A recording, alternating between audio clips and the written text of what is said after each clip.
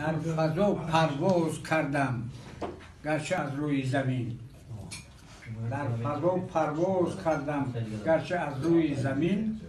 چشم را اما نمی کندم من از سوی زمین. با ستاره هم نشین با ماه گشتم هم نفس. لیک بودم سرخوش و سرمست از روی زمین. بار اول در زمین سر شد تپیدن های دل. از برای زندگی زحمت کشیدن های دل.